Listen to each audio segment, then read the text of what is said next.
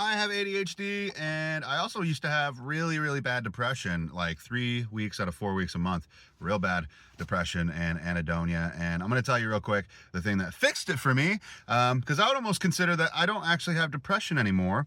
And I would even argue that, like, technically, I didn't ever have depression. I just had ADHD, and the depression was a byproduct of that ADHD. And I'm going to explain why. I did a video about this before at one point, responding to somebody else's TikTok about a question that they had, and I just shared my experience, and it seemed to do pretty well. So I'm just gonna make my own video about it too. So basically, I found out I had ADHD when I was like 17 or 18. Tried a bunch of different medications. Some worked for a while, then they stopped, and then they started working again, and all these other different types.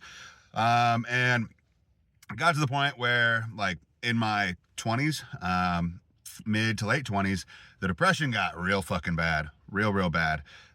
Where, I mean, there's probably a couple of times where I was definitely having suicidal ideations and things like that at the end of grad school, when we had our son, and I was a stay-at-home dad. And then yeah, and then after that, when it got real bad with the anhedonia and depression, where basically every day I would wake up, and for maybe like a half hour to 2 hours, I would feel relatively okay with the help of some caffeine. But then after a couple of hours, it felt like the batteries just got like ripped out of me, and I was just like on, like, you know, low battery mode, like no energy.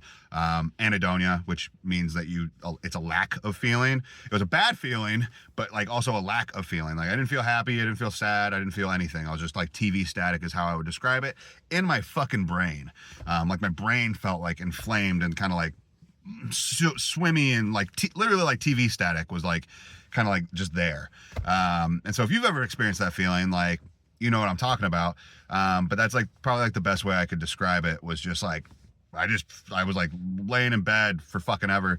And I would try to do work, but I literally could not I could not will myself. I didn't have the capacity to fucking do it. And I know some people were like, we just had no willpower. No, I had fucking willpower, believe me. Like, just like, you don't, like, you know, get a master's degree and go through grad school and all that shit and start a business that you get to be like, you know, like a 6-figure business and just all this stuff, and then one day wake up and be like, I can't fucking do it. Like, that's not how humans work, right? Unless there's something wrong. It's not a willpower issue.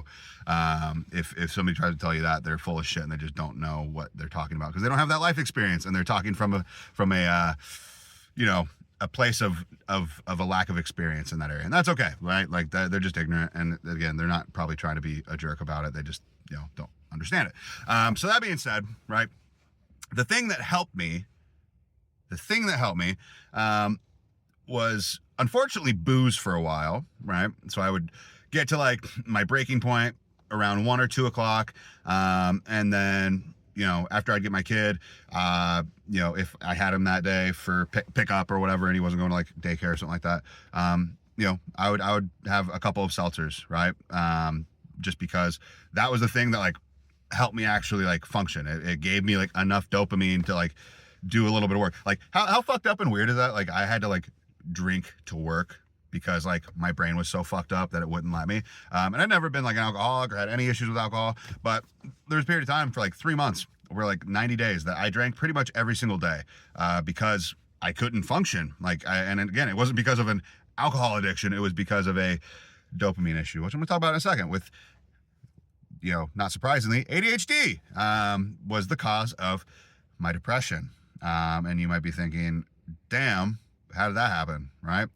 So I got to my breaking point for the 3rd time, where I was like, if I don't do something about this, I'm gonna off myself, and I don't want that to happen. I've got a beautiful family that I love dearly, and I, you know, feel like I have got a lot of amazing life left to live. I don't want to be feeling like this. I don't want to go down that road again. Fuck this.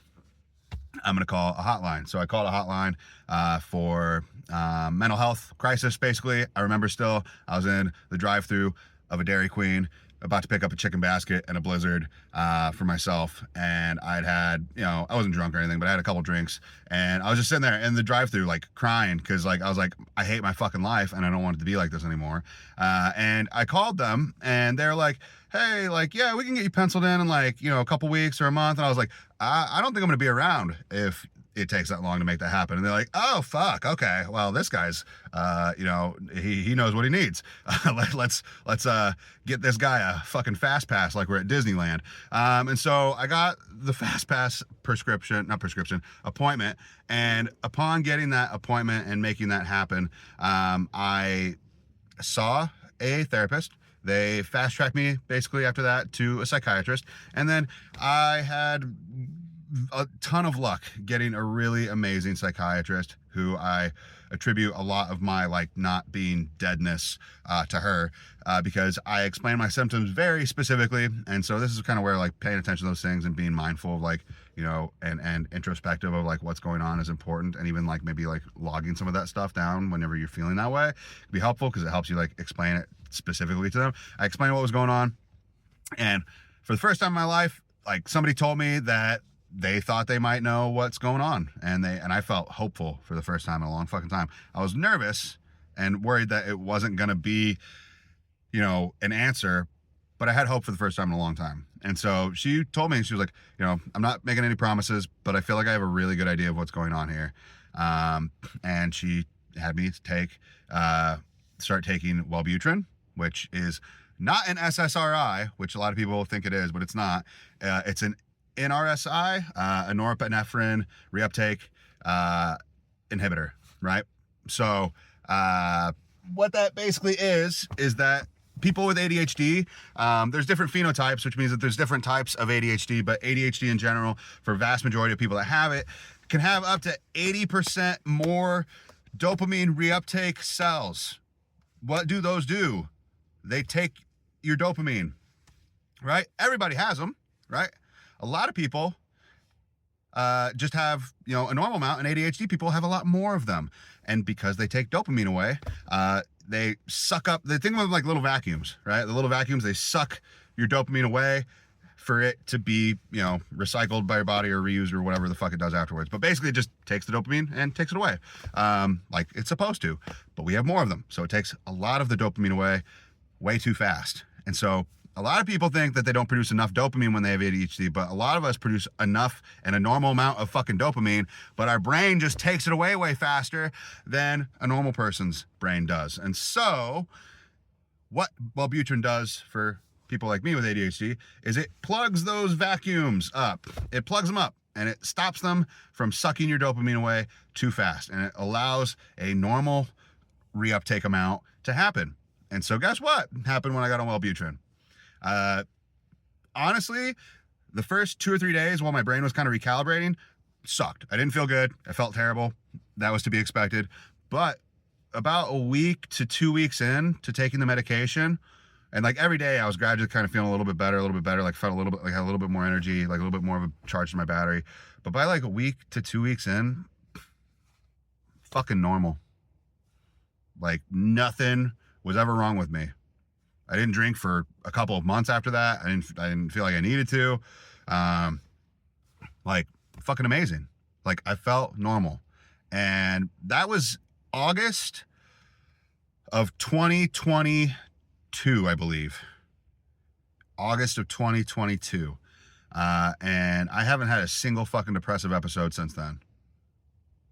I went from having depression probably 3 out of 4 weeks every month, and anhedonia 3 out of 4 weeks every month, to fucking none. No depression because of that.